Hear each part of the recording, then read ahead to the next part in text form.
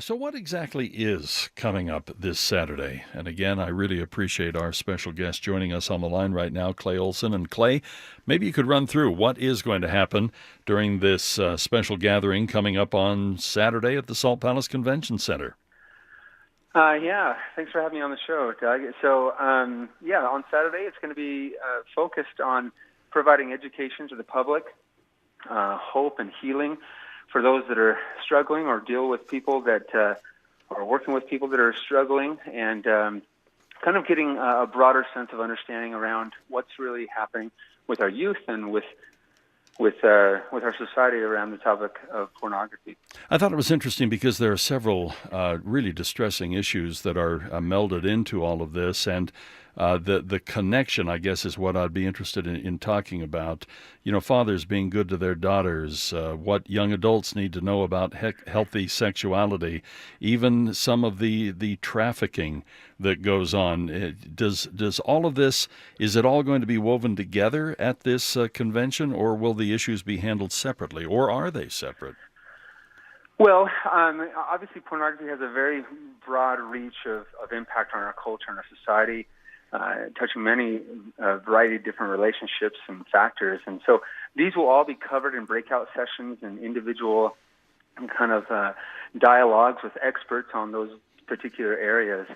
So if there's a particular area of interest for somebody, that they can be able to kind of find what best suits their interests and needs.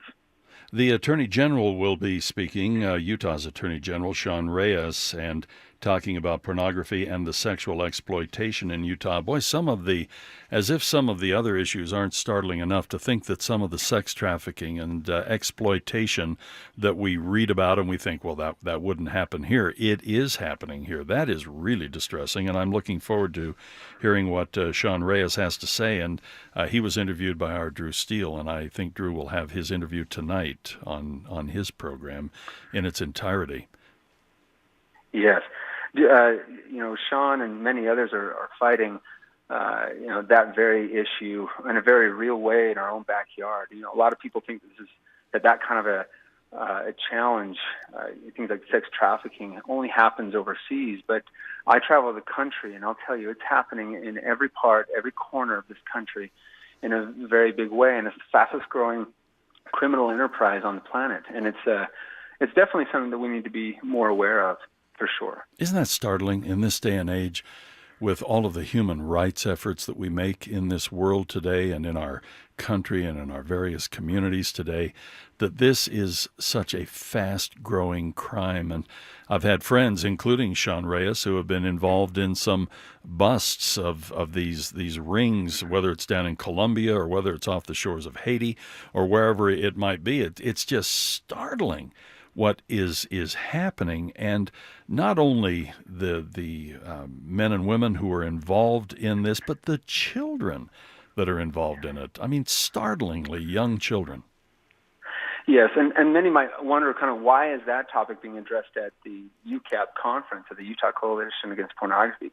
And I'll tell you from experience from our own organization, we have received so many emails, individuals that were once trafficked reaching out to our organization, telling us what's really happening and how pornography not only played a role in the grooming of their behavior and kind of forcing them and educating them on how to perform, but also how for almost all of them pornography was produced of them during their while they were trafficked.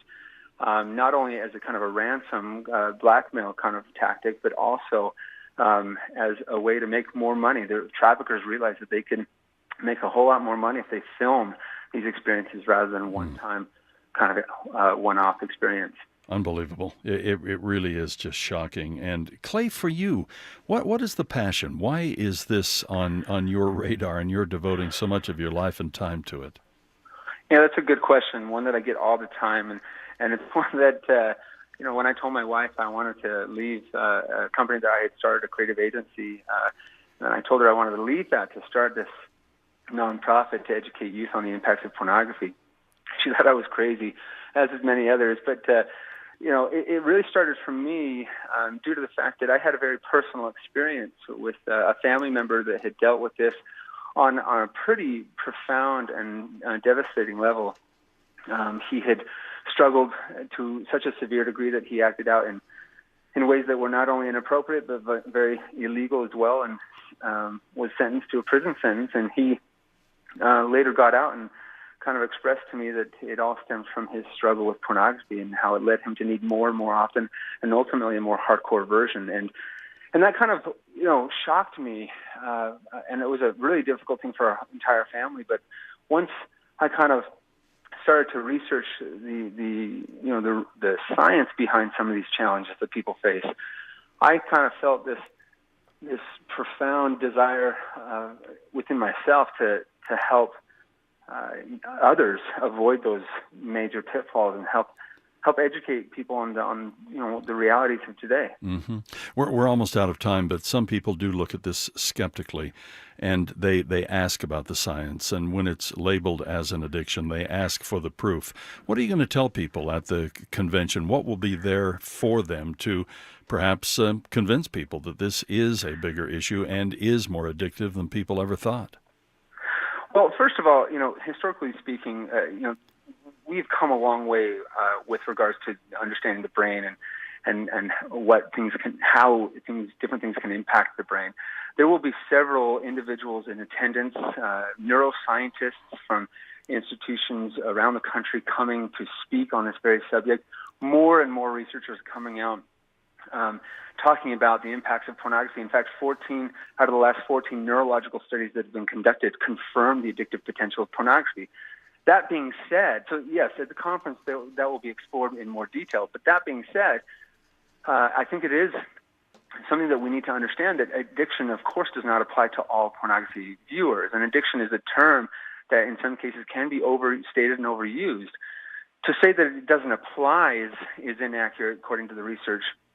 But it is true that not everybody that views this is going to be an addict, and young kids that are dealing with this oftentimes are dealing with forms of habitual behaviors and compulsions that can develop over time into addiction. So this is not a conference that will radicalize the issue or over-sensationalize the subject.